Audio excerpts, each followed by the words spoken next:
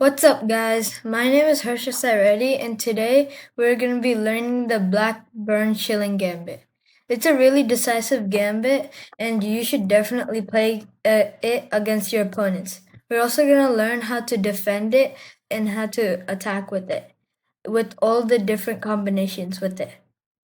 Okay, let's get started.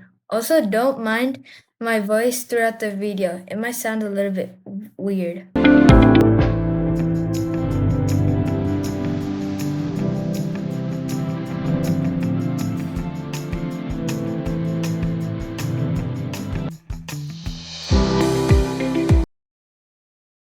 So now the opponent starts off with pawn e4. Then we respond to that with pawn e5.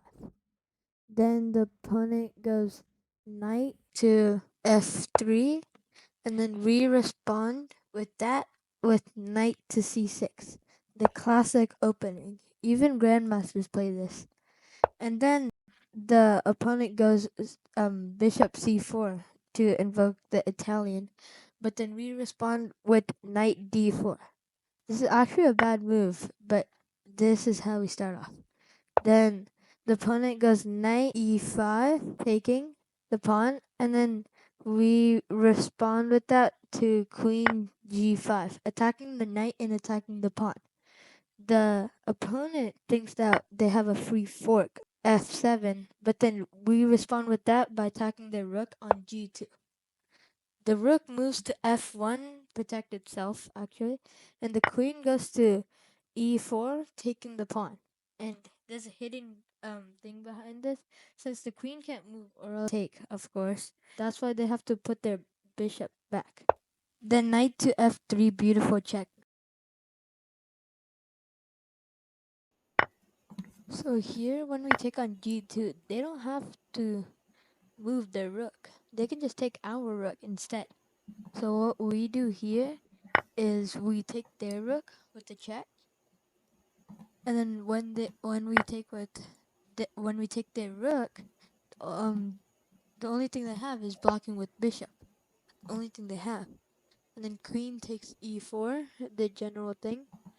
And then when they take on e4, now they don't have the rook to do the full surrounding.